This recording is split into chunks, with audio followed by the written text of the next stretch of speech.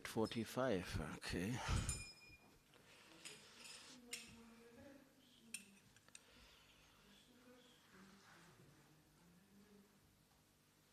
Wow. Hare-krishna.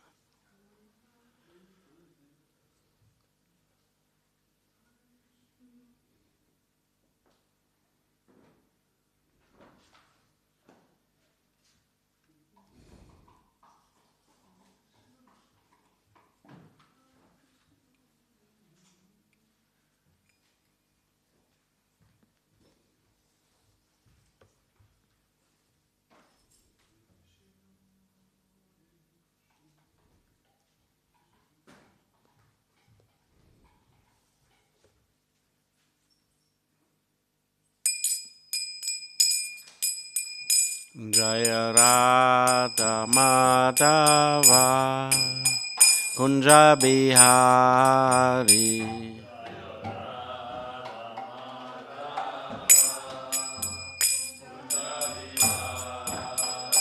Jaya Radha Madhava Kunja Bihari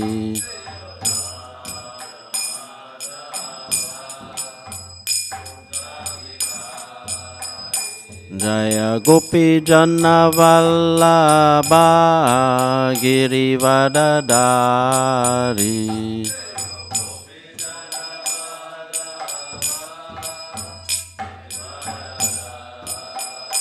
Jaya Gopi Jana Vallabha Girivardhari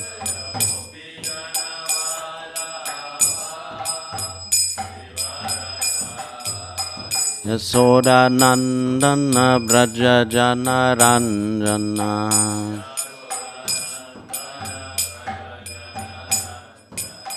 Yasoda Nandana Braja Jana Ranjana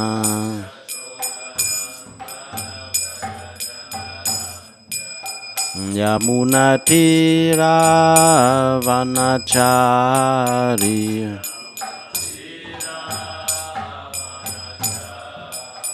Yamuna Tira Vanachari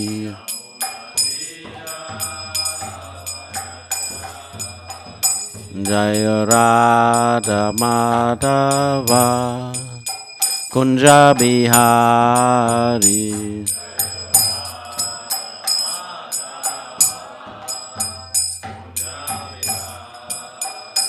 Hare-krishna, Hare-krishna Krishna Krishna Hare Hare Hare-rama, Hare-rama Rama Rama Hare Hare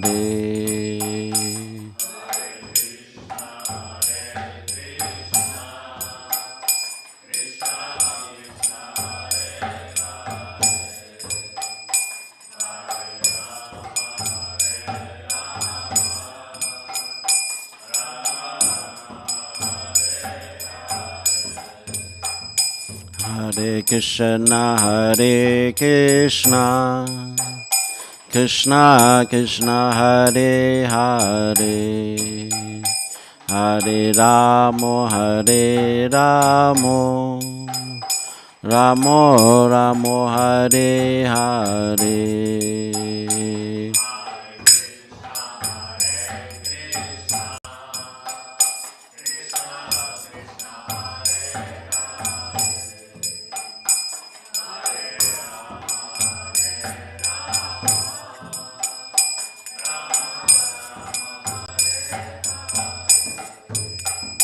Hare-krishna, Hare-krishna Krishna Krishna Hare Hare Hare-rama, Hare-rama Rama Rama Hare Hare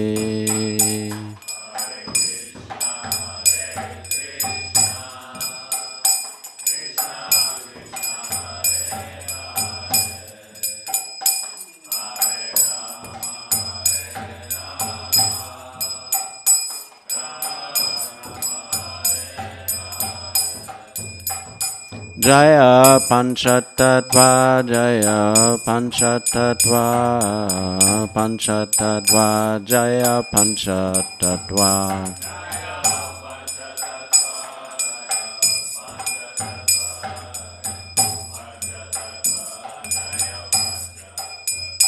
Jaya Prabhupada, Jaya Prabhupada, Prabhupada, Chila Prabhupada.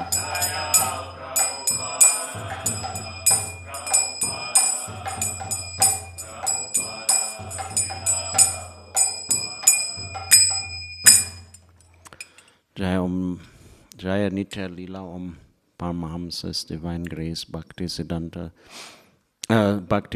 Swami Srila Prabhupada Ki Jai. Jaya Nitya Lila Asasara Vishnupad Paramahamsa's Divine Grace Bhaktisiddhanta Saraswati Thakur Prabhupada Maharaj Ki Jai. Sima Haridas Thakur Ki Jai. Ananta Koti Vaishnavrinda Ki Jai. Prem Se Kosi Krishna Chaitanya Prabhu Nityananda Si Advaita Grahara Sivasari Gura Bhaktunda Ki Jai. Sisi Radha Krishna Gopa Gopinath Shama Kunda Radha Kunda Giti Govardhana Ki Jai. Navadip Mayapur Dham Ki Jai. Mathura Vrindavan Dham Ki Jai. Ganga Maya Yamuna Maya Ki Jai. Bhakti Devi Tulsi Devi Ki Jai. Harinam Sankirtan Ki Jai. Ananta Koti Vaishnavinda Ki Jai. All glorious assembly devotees, Hare Krishna. All glorious assembly devotees, Hare Krishna. All glorious assembly devotees, Hare Krishna. All glorious CC, Guru and Gauranga.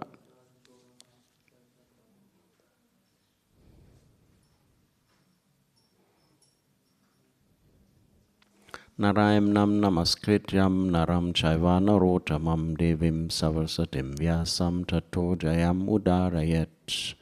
Nasta prayesha bhatreshu nityam bhagavata sevaya bhagavati utama sloktiya bhaktiya bhavati naistaki.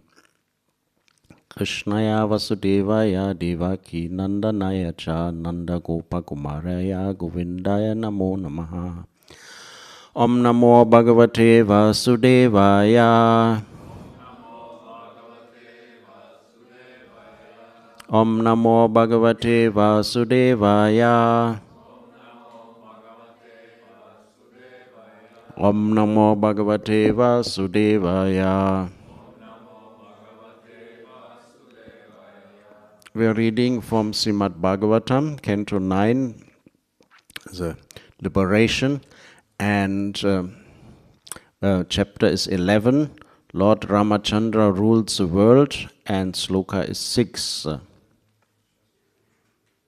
Apratamnas tvam kim nu Bhagavan Bhuvaneshwaraha Yanno Nachar Hyadyam Visya Tamohamsi Svarochisa Apratam Nastvam Yimnu Bhagavan Bhuvaneshwaraha Janno Nanta Hridyam Visya Tamohamsi Svarochisa Apratam Nastvam Kimnu Bhagavan Bhuvaneshwaraha Yanno Nyancha Hridyam Visya Tamohamsi Svarochisa.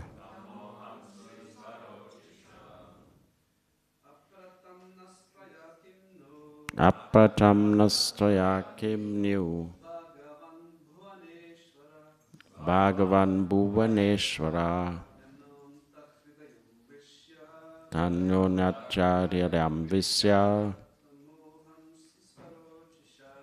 Tamohamsi Svarochisaha. Apratam Nasara Kimnu Bhagavatam Bhuvaneshwara Yanotam tiryam visya tamoham si swarochisa. Ladies?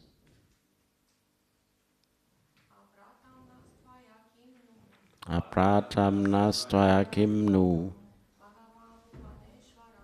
Bhagavan Bhuvaneshwaraha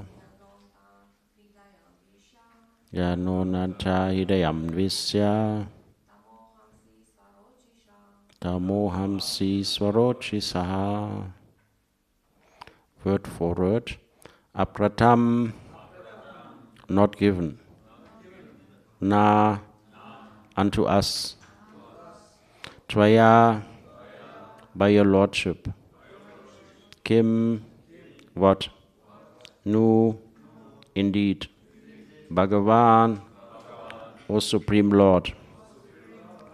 Bhuvaneshwara Ishvaraha, O Master of the whole universe. Yat, because.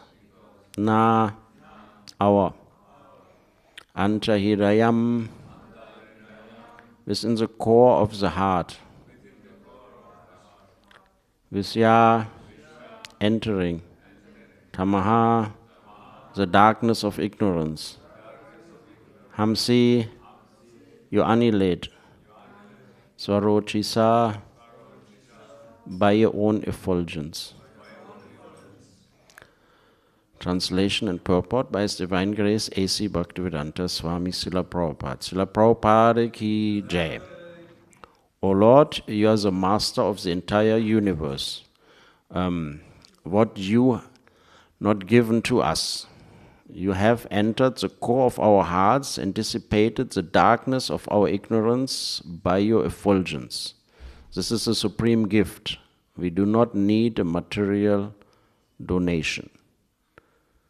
Purport. When Dhruva Maharaj was offered a benediction by the Supreme Personality of Godhead, he replied, O my Lord, I am fully satisfied. I do not need any material benediction. Similarly, when Prahlad Maharaj was offered a benediction by Lord Nishingadev, he also refused to accept it and instead declared that a devotee should not be like a varnik, a mercantile man who gives something in exchange for some profit. One who becomes a devotee for some material profit is not a pure devotee. Brahmanas are always enlightened by the Supreme Personality of Godhead within the heart. Savasyachaham hi sanivisyo matas varajanam apohamamcha. And because the Brahmanas and the Vaishnavas are always directed by the Supreme Personality of Godhead, as they are not greedy for material wealth. What is absolutely necessary they possess, but they do not want an expanded kingdom. An example of this was given by Vamanadev. Acting as a brahmachari, Lord Vamanadev wanted only 3 paces of land. Aspiring to possess more and more for personal sense gratification is simply ignorance. And this ignorance is conspicuous by its absence from the heart of a Brahmana or Vaishnava. Om Ajnana Timirandasya Jananjana Salakaya Shakshu Unminitam Jena Tasmai Sri Gurave Namaha. So, this is a small section of the Srimad Bhagavatam which deals with the Leela of Lord Ramachandra, who is ruling the world. This is the chapter, Lord Ramachandra rules the world, and since we are the Hare-krishnas, but we're also chanting, in India we're the hare-rama, hare-krishnas. Here we're the hare-krishnas only. So a big part of the mantra we're chanting every day is Ram, or Rama, and so here we are in Ram Leela. Srila Prabhupada says it could refer also to Balaram. So in Vrindavan we have Krishna Balaram on the altar, so usually, at least when I'm chanting, it is Hare is the energy of the Lord, Radharani, and then we're chanting for Krishna and we're chanting for Balaram, but at the same time Srila Prabhupada says this could also be Ramachandra. So most of the people in India, where I've spent quite some time of my life, when you say Ram, they're thinking about Ramachandra and they're thinking about the Ram who is mentioned here. So what he did, Ramachandra basically came to show what is an ideal king. And he also showed something called Ekpatni Vrata. He had only one wife, which was very unusual for kings at the time. And we see the similarity in the Mahabharata, and we can see a similarity in the Ramayana. In the Ramayana, the Lord himself underwent severe hardships, and the Lord's wife underwent severe hardships. And in the Mahabharata, we can see that the devotees of the Lord underwent severe hardships in order to teach a lesson to us, how we have to stick to the principles of religion, we have to stick to the path of spiritual self-realization, even if hardships are coming. Which are coming. The material world is thank you. The material world is laid out in such a way. So here Ramachandra is showing an immense quality. He is very generous. He is donating his entire kingdom. He's donating the 4 directions of his kingdoms to the Brahmanas, and he has no fear. He's just giving everything away. There's a story that's in the books, stories of, I think, Sri Vaishnava stories. There was a story that the brahmacharis of Ramanuja, they were belittling a grihastha. So then they were taught a lesson. One night, somebody tied up all their copines and different things and mixed up their laundry, and next morning after bath they all got very upset. Who did that? Who did this? Why is this? Why is that? And then in a counteraction they sent somebody to the grihastha's wife at night to steal her earrings. So they managed to steal one earring, and then she moved to the other side to give them the chance to steal the other earring, but they got feared and they ran away. So later when the husband found out, he said, "You stupid woman, why you were not careful enough? They must have needed the gold for something important. Why you scared them away and didn't let them steal the second earring?" So we can see that attachment is there in all ashrams. I'm not saying the brahmacharis or grihasthas, this is not the point here. The point is that in general, living entities are attached. And it's the very end of the purpose. Srila Prabhupada goes to that point. He's saying that that is a quality of a Brahmana and a Vaishnava, and is conspicuous by his absence. So this idea of wanting to have something and accumulate something is supposed to be absent from the heart for Brahmana, and then he's making the point Vaishnava. As Vaishnavas, theoretically, we include the qualities of a Brahmana, which is very high. And then Srila Prabhupada, let's go back to the purport, he's first saying Dhruva Maharaj, who was very ambitious in the beginning, utmost ambitious. He wanted to sit on the lap of the king, and because the king was attached to the other wife, not to Suniti, so he was refused. And then he was offended. He was saying, if you want to sit on that lap, you have to give up your body and take birth again from my womb. So he went to his mother and he said what to do, and she said, I can't do anything, you have to word Lord Vishnu. And then she told him Lord Vishnu is found in the forest. So he done extreme austerity. And for what? Because he wanted a kingdom bigger than that of his father. He wanted to show his father what he can do, and he wanted to show that he's a bigger man. But then when he finally got darshan of the Lord, he was thinking, I was searching for broken glass, but I found diamonds. So he did not want anything material. After he had found the Lord, there was no more interest in anything further. And then we have Prahlad. Prahlad ultimately was so humble. He was a very special soul. He heard the Bhagavatam already when he was Kayadru, I think. Kayadru was his mother, and she was in Narada Muni's ashram, and Narada Muni, the demigods even came to kill him, and he said, no, in her womb, that is a special child. You don't kill her and him. He is a very special child.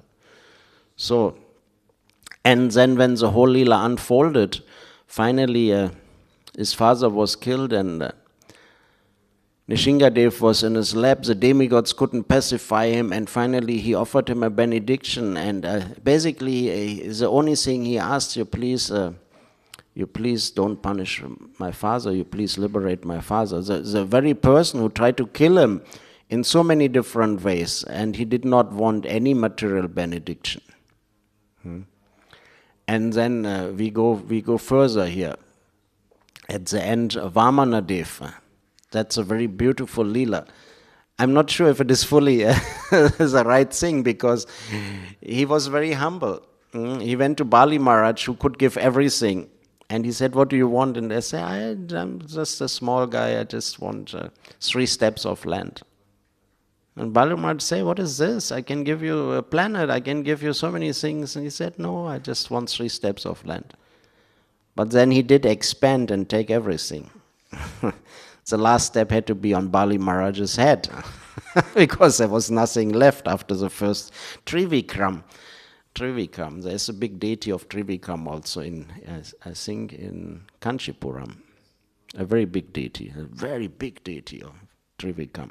So the point here is, 2 points are here. Then Srila Prabhupada quotes Bhagavad Gita 15:15, and he only quotes half the sloka, because the second half is dealing with a different subject, and this first half is dealing with the Lord being in everyone's heart. And this is saying here that you have entered the core of our hearts and dissipated the darkness of our ignorance by your effulgence. The Brahmanas are speaking. So they're saying this is a gift we already have. So we don't need any further gift than that. And that is an important point, that the Lord is giving knowledge, He's giving forgetfulness. The Lord is sitting next to the soul within our heart. That is a very important realization to be gotten. Because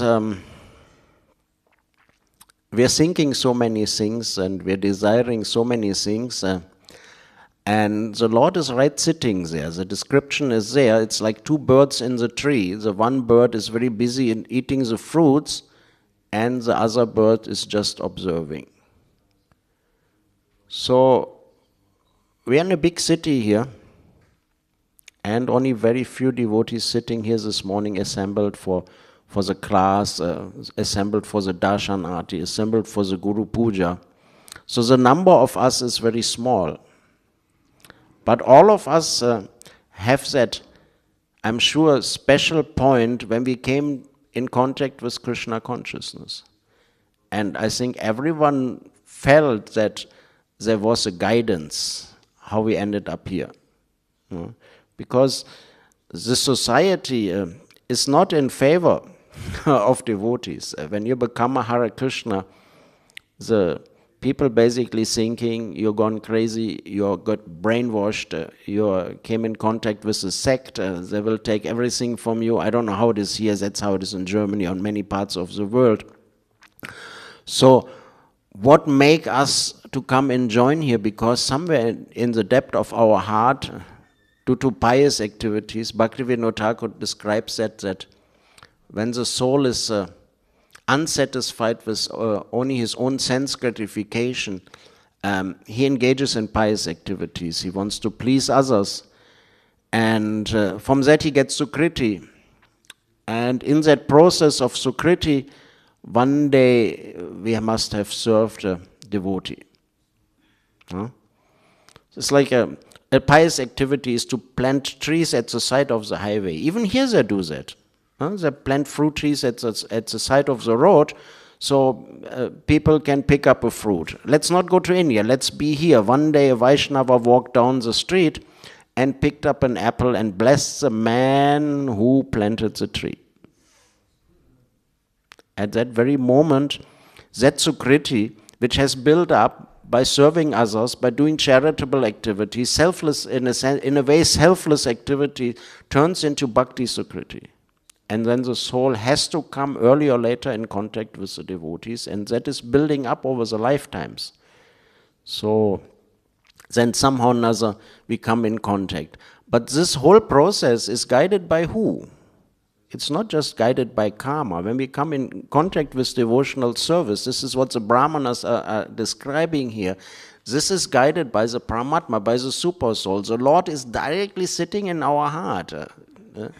It is not that we are closing the door, we put the blanket over our head, and then we can do or think whatever we want. No, the Lord is sitting right there.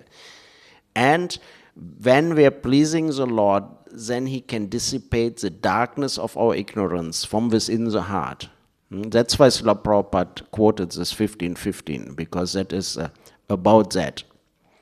And then the really underlying point of this sloka, and particularly of the purport, is that we should not amass material wealth or material opulence for sense gratification, and we should not be like a varnik, like a mercantile man.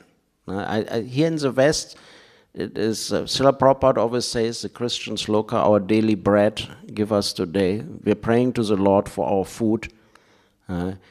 Indian joke is, give me a house by the sea and a color TV, Jaya Jagadisha Hare. So in India it is very common. Demigod worship is very common, and the idea of I will go to the temple, I will give a donation, and I will praise for something material is very common. And we can see also, I mentioned the point that how we come to devotional service. There's 4 different varieties of people do come to devotional service.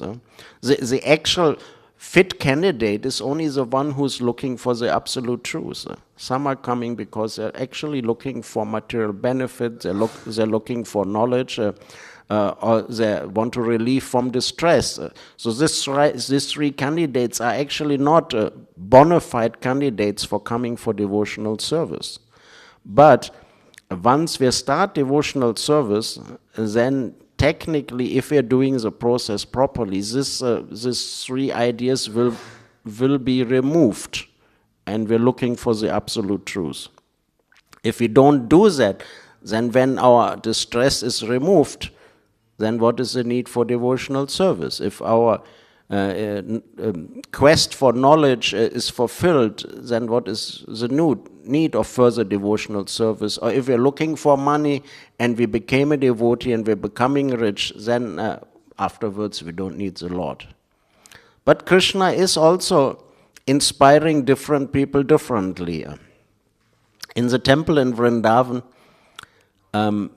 we had the idea we wanted to make marble reliefs. I don't know if you have seen that. You know what is a marble inlay work? It's basically a picture made out of little semi-precious stones.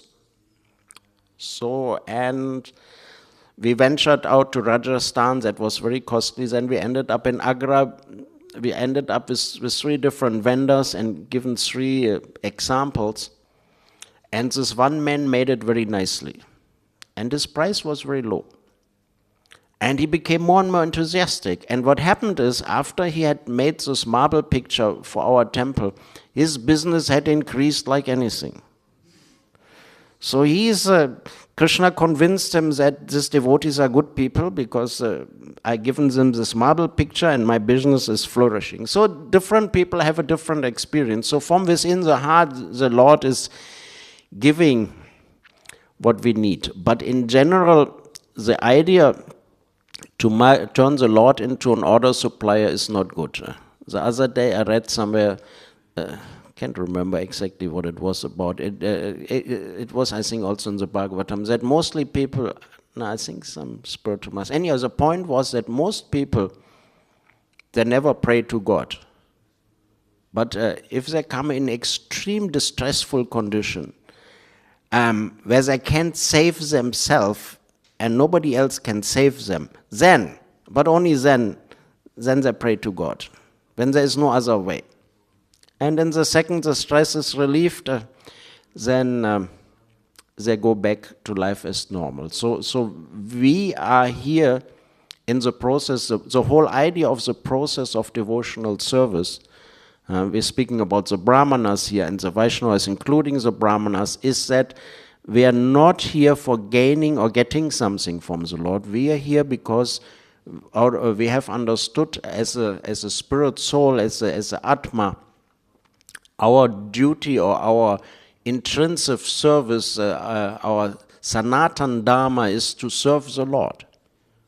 The difference between the living entities in the material world and the living entities in the spiritual world is that the living entities in the spiritual world enjoying by serving the Lord. And the living entities who are in this particular region of the creation, which is in a sense a prison house, Durga. Durga is very tough.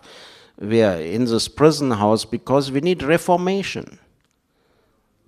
And we are here in the first place because we are thinking that we wanted to be the Lord, and we are thinking enjoying separate from the Lord is more enjoying than enjoying by serving the Lord. That's the root cause.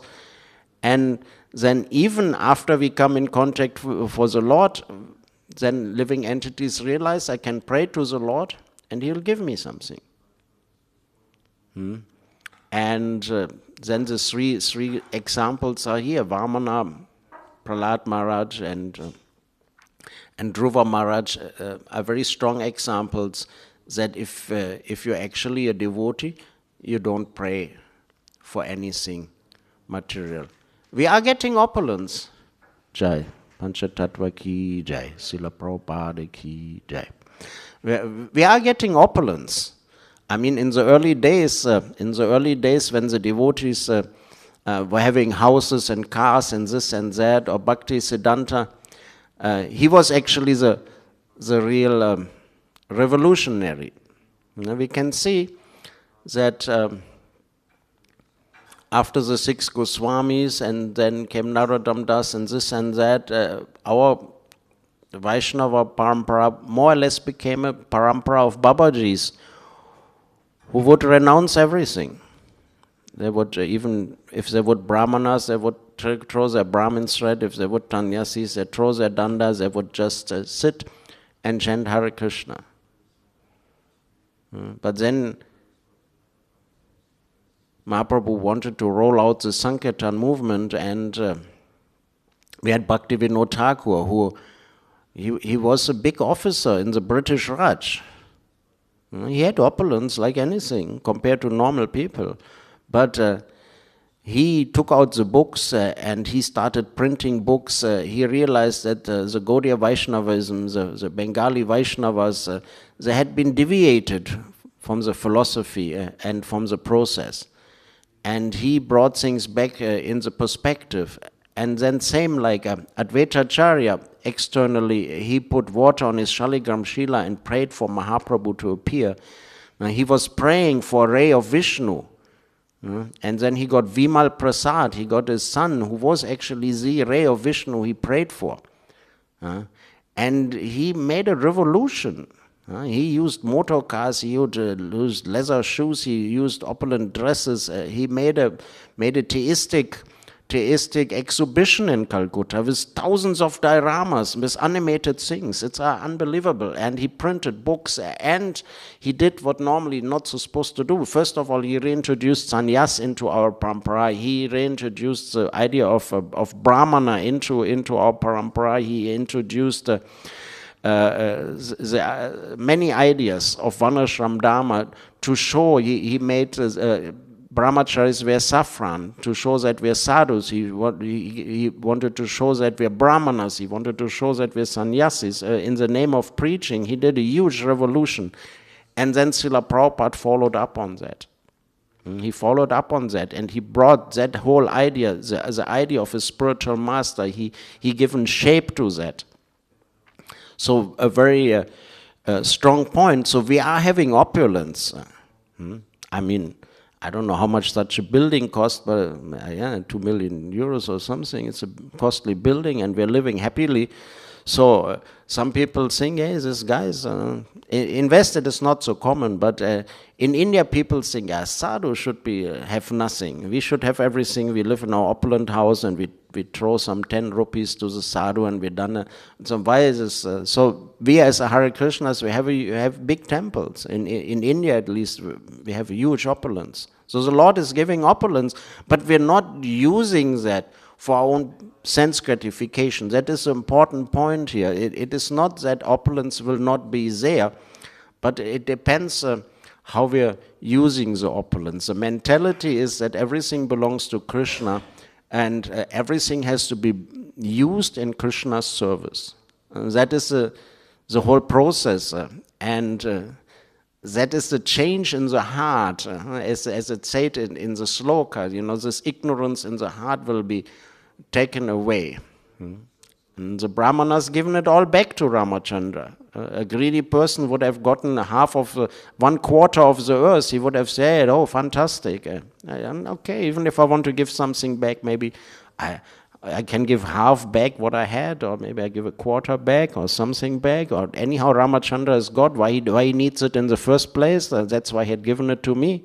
But they're giving it back. Srila Prabhupada quotes that many, that Brahmanas can be rich in daytime, and they're again beggars at night. Because when they get something in charity, they're distributed to the needy people. They're not stick onto it. So it's a big thing to be a Brahmana, and it's a big thing to be a Vaishnava, so we are attempting to getting there. So I think at 45 I have to stop. I can keep a little going. I don't want to spread it out too long. So, Go Brahmana Hitayacha, I should say something. I'm the cow minister in India, so I should say something. The Lord is very fond of the Brahmanas, and he's very fond of the cows. So this is going directly hand in hand. So we have to do some endeavor to establish Varnashram Dharma. We have to do some endeavor to serve the cows. And in the original idea, Srila Prabhupada made it very clear that every city temple should have a farm. And the produce of the farm will be used for offering to Krishna, the milk and the ghee and the paneer. And the excess of that farm can be sold or can be used in our restaurants. So I'm very happy.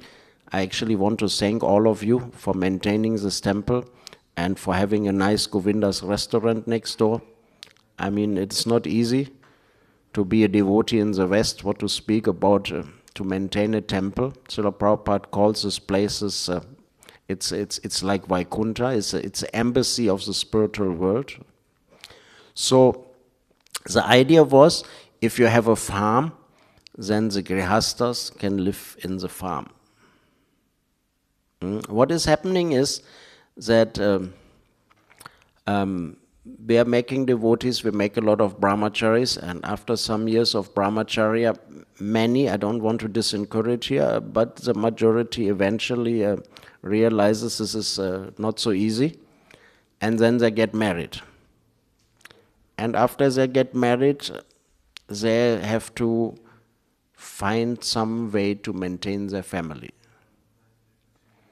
And then they have to take a job or they have to start a business, and in that process they will associate with materialists a lot.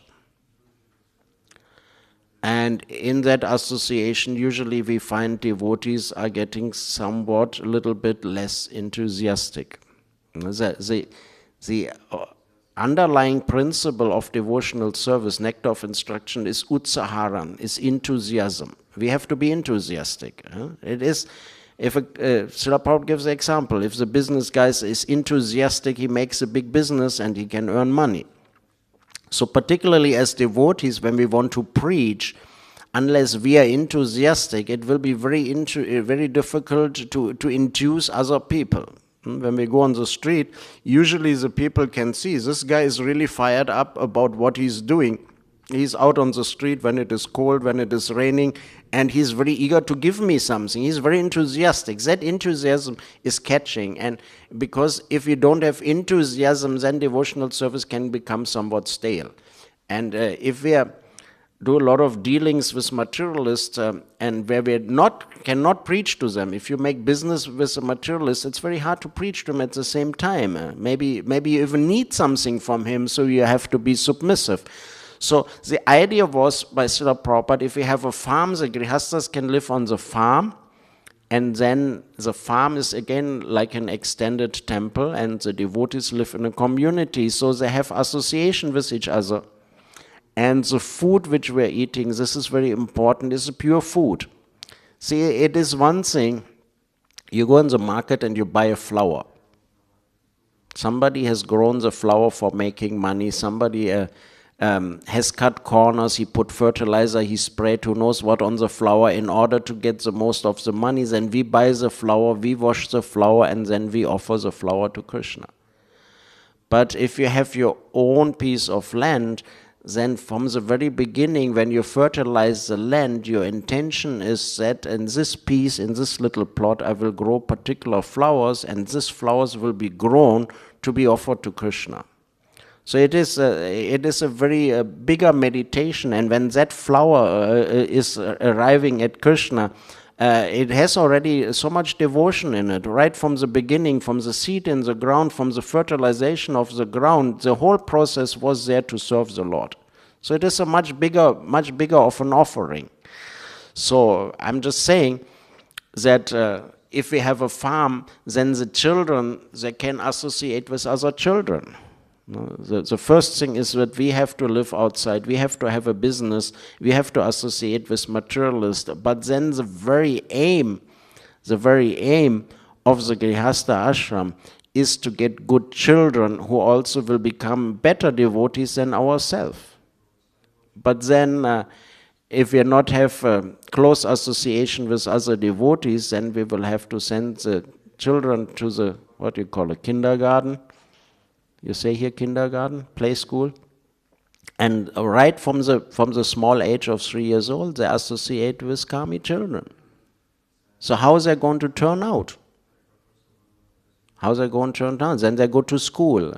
I have 3 kids. So my older boy, the boys were in the Gurukul, and then he was not fit for science subject, and the Gurukul was very focused. It wasn't really Gurukul in Vrindavan. It was more like a Hare-Krishna mission school, but they were wearing dhotis, they were playing mridanga. So most of the kids were kamis. There was already some contamination, but then he wanted to change the course, and the Gurukul didn't have the course, so I sent him to an outside school. And in that 2 years outside school, he changed. Obviously he changed, because if you're as a child, if you're in a group of 30 kids, and also 30 kids are thinking about what is the latest hairstyle, what is the latest music, what is a car to buy, there's so many things kids are thinking about. So obviously you don't want to be the sore stump sticking out, right? You want to integrate. That is the most normal thing. You want to be like the others. You don't want to be excluded by it. So what you have to do, you have to take the same thoughts as the others. And so our children at the end was supposed to light fire. The second generation was supposed to light the fire by mantra. That's what Srila Prabhupada said. So it's not happening. So why it is not happening? It is not because Srila Prabhupada was wrong. It's not that the process was wrong. It is that somewhere down the line we have taken a shortcut, or we have taken a wrong turn, And because we have taken the wrong turn, we ended up somewhere where we actually didn't want to go. That can happen too. You come to a junction and you're not careful, you didn't open Google Maps and you just gone to the other direction, or you're thinking you know better than Google gurus. You take the other direction and you ended up in a town where you didn't want to go. So that's why I'm saying, as a thing in general, there's a huge question mark, because Srila Prabhupada did say that 50% of my mission is fulfilled and 50% is left over. And I don't want to say that I'm the person who has a clue how we will do it, but there's a lot of thought about that. I can say here on the Vyasa some simple living and high thinking. I can say that. But if somebody after the class said, so then what you're doing for simple living and high thinking? I'm not so sure. Simple living, high thinking means that we're self-sufficient. And if you Google self-sufficiency, that means that you grow your own food in full. You have grains and you have things where you can press oil from, you have subsies, you grow your own spices, you grow on whatever you need. Then you're self-sufficient. And Srila Prabhupada stressed, and then you have to have a cow, and the cow gives milk. Again, we have to be careful. It's not that the cow is a machine which provides milk, but the cow is same like Tulsi. It's a very auspicious item which we should worship, but at the same time then she provides milk for the deities and ghee for the deities. So I just don't want to press hard and say everyone is doing something wrong. I say just that if we want to be more successful, then we do have to make a strong effort to introduce some system of Varnashram Dharma, and that is not going to really happen in a city temple. A community, nobody, technically we could all buy the flats across the road, right? All grihasthas could buy the flats and live there, but this is so costly, this is not sustainable.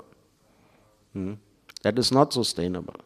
And living in the city is costly, and renting a big flat is costly, and then we need to make money, and then is the whole process as I described earlier. And also, once we enter into this material process, then we become like a varnik, we become a mercantile man, because everything has a price tag. So we have to have some greed, because without greed we can't sustain in a world of greedy people. Okay. Thank you for all of you for maintaining the temple and keeping the embassy of the spiritual world alive. I think last time, I wasn't even knowing when I came last time. Kipapala was remembering, 2008 I came with my family, and the temple was the same, and it is the same. So maintenance is a mode of goodness, and it's the most difficult today to do. So thank you very much. I will be very happy if there's any comment or any question. We can have a tiny little discussion. Hare Krishna.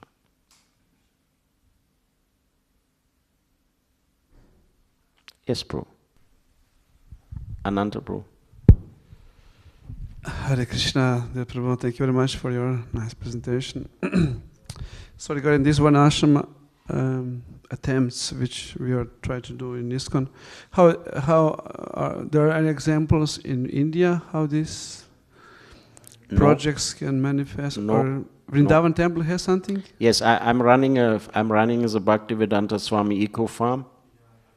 And yes, we're growing. We're pretty much we're making our own gur. We're growing mustard for making oil. We're growing wheat. We're growing rice. We're growing sabji. We're growing flowers. We have something good going, but devotees don't like to live on the farm, unfortunately. I invite everyone. You don't have to work in the farm. You just be there. No hard work. Please come. You just be there. It's halfway to Radhakund. You're almost there. You know, nectar of instruction. You know, more. You know, more valuable than Vaikuntha is Mathura Dham. In Mathura Dham, there are 12 forests. The most important is Vrindavan. And within Vrindavan, the area of Govardhan. And the highest is Sri Radhakund. So our farm is almost near to Govardhan, almost at Radhakund. So please come. You don't need to work. Just you just sit, you eat, and you chant Hare-Krishna, and we are satisfied. There's a couple of community projects are there in India, and they're running at least to some degree. So, because Vrindavan temple is a very big temple, I was running the kitchen for 15 years. And the devotee kitchen also, I had a couple of services, and we're serving like almost 1,000 people twice a day. Wow. So I have 40 acres, and the land was somewhat salty, so I had to recondition the lands. So I get a huge amount of wheat, but it is not enough to serve 2,000 people for 1 year every day. Wow. So it is a more complicated, but we are supplying good amount of wheat. We are supplying rice for Gomata, and we are supplying a lot of flowers and sabji in the winter. In the summer, production is a little less. It starts with that. We have to make a start, I would say. I think Hungary is some example. I don't know how it is really working or not working, but it is at least when it seems to be a big preaching. A farm is a huge preaching. When the guests are going there, they are enthused. They can touch a cow, they can see something. The Czech farm is doing somewhat okay. So I said, I'm not having the ultimate clue, but I do feel it is my duty to say that. Remember, long back there was a GBC resolution. I can't remember, 25% of the class has to be about Varnashram Dharma. So I was sitting in Vrindavan, all the Swamis are coming. I was making big ears and was thinking, now the solution is coming, but same, the solution is, nobody's really fully sure what is there. But I'm particularly focused on where Srila Prabhupada said that the Grihastha should be staying in the farm. And I'm like with Kripa, I'm staying with Kripa Pala, and I'm friend with Baladev. Sometimes in Germany I visit devotees and can see the difficulty. In the moment you stay outside, you're very separated. You struggle just to keep your Krishna conscious going. You struggle. So if we would be in a group, then that's the whole idea of Krishna consciousness, association, isn't it? To come together. So if we could have a project where we could be together, I have the feeling. I cannot fully answer your question. You want more of that? You want to specify? No, it's just to see what is happening around. It's easier in India, obviously. Where ISKCON is exploding in India, literally. Wow. I was on Padayatra for 10 years, and we would walk months and months and months and never meet devotees. These days, the Padayatra cannot walk 2-3 days, and there's devotee in this village and that village and here and there and here and everywhere. We're constantly, I'm also part of the upper management, we're constantly passing new properties, this property, I get this property donated, this property, open this temple, the preaching center, gets upgraded and to extension centers get upgraded to full-fledged temples, deities get installed. I mean, it's really coming. And because we get a lot of financial support, because we're not the sect, we're not the weirdos, we are mainstream in a sense. They're thinking we're Hindus, and the general sadhu population is kind of going down, and the general propounders of religion in India, they're not getting newcomers. And we have college preaching, and with that college preaching, lots of new devotees are joining who are educated, who are fired up, who have a lot of capability, intellectual as well as managerial. So it is easier there. Thank you for this encouraging news. Hare-Krishna. Another question is related to another point which you mentioned, that in India now there is a general population, they want to see sadhus, like, having nothing, and temple having nothing. And that is, of course, that mechanism which is usually people, they don't, quote unquote, like to see opulence in the temples. Some part of the population, and they are not, what they have this, they have more than we do, and like that, this is kind of mentality is there. How do you deal this in India? If you deal at all, or you just ignore. Even maybe among our congregation, it's like maybe the similar mentality. How to deal with this kind of mentality? Or you have nice brahmacharis in the temple. Our brahmachari population in India also has changed. When I came to India, a brahmachari would have a costly watch, a Samsonite suitcase, and a Sony Walkman, and he would go out for life membership. That is no more. Now the brahmacharis do book distribution and they study and give nice classes. So then the public is thinking, yes, even there's so much opulence, there's still nice celibate monks. Monks are living in the temple.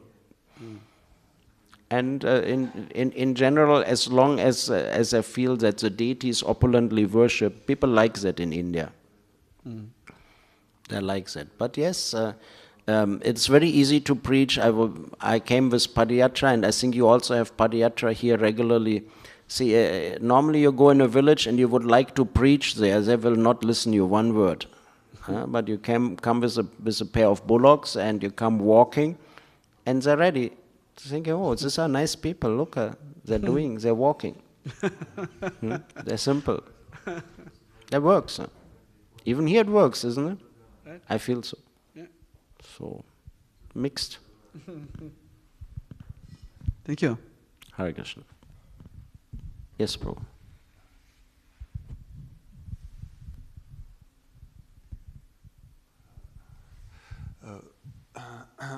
What is the organizational model or what kind of decision-making model in these farms or at your farms? Is it partial democracy or can you say something about that? Because we have a farm here, and I got your point. I wanted to add this. They are really struggling about this model. They have everything. They build the farm, big project. Everything is there. They only cannot move in, and I think partially because they didn't work it out, they cannot. No? So please. Okay. I was in Greece with a friend, Tukaram. He had invited me, and one day a discussion broke out. And it was about this very same subject. See, we have a temple here. And the temple has a temple president. And everyone who's functioning in this temple will be under the temple president. And the temple, usually the temple inmates are brahmacharis or brahmacharinis. And the temple president will say, you dress like that, you eat like that, you do like that. It goes in pretty much detail about how the ashram inmates have to function. But now, I'm getting married and let's say I'm moving to the farm. So I have the feeling many times we make the mistake that we're running the farm like the temple. And whoever is in charge of the farm is entering into what everyone is doing. Right? And I don't want to be the rule giver here. I will go into the realm of my own personal thinking and my own personal experience. On that behalf, I give you the answer. If you normally have a village, everyone has their own plot of land. and they associate together in that village. So now if I would run a farm as a temple and I would be in charge, I tell you, okay, you can have 2 children and you should eat this and you should grow this and you should do this and you should do that, and at some point you get fried with me. Whereas if I'm the temple president and I'm thinking now, if I give you your own piece of land, then maybe tomorrow you start smoking and drinking, what I will do then? So I will have the feeling I lose control. You get my point? So pretty much I'm working with Kalakanta, who's a worldwide head of farm and agriculture, crop protection and agriculture. And we're thinking that the project would be that might be ISKCON buys the land, but everyone will invest and everyone will get their own plot. As a Grihasta, I have my own microcosm in my house. Everyone is different, okay? Some Grihastas don't want kids. Some Grihastas want 10 kids. Some Grihastas want to eat oats for breakfast and others eat pasta for breakfast. That is their business. And that has to be their business. But then as a community, what is it? As a community, we have to stick together. The temple has to be the center and everyone has to do some service. Because the farms which we run like a temple have not worked out. So far we have not gone anywhere. And it is a very great difficulty for ISKCON people who are thinking in the matter of controlling everything to give individuals within our project full independence. We have a great difficulty with doing that. And in India, we're working very hard because it is a legal difficulty also, because ISKCON buys a piece of land. Technically, I cannot give you a plot. But hey, I could lease you a plot for life or for 100 years. There are always ways to do that. I firmly believe that people have, a Grihasta has to have a certain amount of independence. So, that answer your question or you want more specific? We did have a thought process over this particular question, and that was amongst people who do that for quite some time. That is the end of our thought process. And Prabhupada also says, you have a acre of land, you have a cow, and you can live yourself. We have to create a village, and that cannot be run maybe like a temple. Okay? Hare-krishna. Somebody else probably had a question? He's packing now. Okay, thank you. Yes, bro.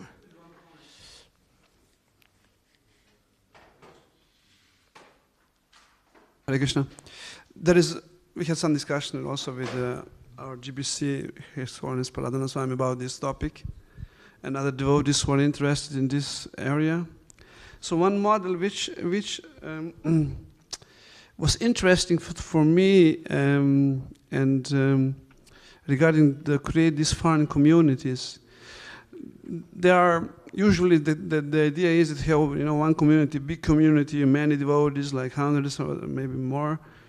But another model which came to cross in this discussion was that maybe we have, especially in Sri Lanka, cannot get a big plot of land because it's a small country, very small patches. So one model which came across is that we have maybe many small, like 10, 15 devotees who are more compatible. Yes. They know like-minded. They are connected more, and maybe another place, another who are connected in different way. So this was quite interesting. Small is always good. Small problems, small things, small problems. Yes, you have a small temple. You have very less politics, because you're the president and I'm the cook, and he's a pujari, and if the pujari thinking I want to throw out this guy, But then he knows if I throw this guy, then who will cook tomorrow? So he will restrain himself from thinking like that. Even he don't like me, he still thinks the guy is cooking and I like his food, so let it be. But in a big temple, you have many people. So there's 20 cooks. So you think, why not get rid of this one and put this one, or maybe get rid of that one and put that one, and so there's more opportunity for politics. Yeah, really, I'm telling you. I'm from a very big temple. We have about, anyhow, Vrindavan is quite big, and so bigger you are, so more impersonal gets the whole program. There are people in the temple, I'm there for 17, 18 years, and there's still some people I don't know by name. So, I like the idea. Yesterday I was discussing with Kripapala, it is not really related. I said at least some Sri Grihasthas could come together and buy one house, and at least 3 of them can stay in one house. It is association. We need association. We have to come up with something. If you not come up with something, and that's a common thing, if your children are not doing what you're doing, then your process is doomed. Doomed. There is no future. We constantly have to make new devotees, which is not bad, but technically the idea was that they were Vaikuntha children, right? Child worship is more important than for the mothers than deity worship. The kids, so I have 3 kids, and I don't know, number 1 is in Germany. He's living next to the temple, but there's not much coming. The astrologer said when he gets, I don't know, it's a year of when he goes in the Mahadas of Sun, he will full surrender. Anyhow, by that time I be already gone, who knows where. Number 2 was 5 years, was in the Vrindavan Gurukul, was 5 years in the main Gurukul, comes back home. I'm not overly inspired yet. Number 3 is only 15, now getting 16. The girl, she seems to be, girls are more like the father, I don't know what it is. She seems so far so good. But we don't know yet. So, yeah, it's not easy. It's not easy because there's no schools for girls.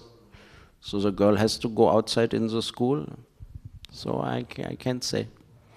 I think we overdone the time. Jai Hare-Krishna. Anyone else an urgent question? No. Jai Gantaraj Srimad Bhagavatam ki jai. Srila Prabhupada ki jai. Local temple Bhakta Vrinda ki jai.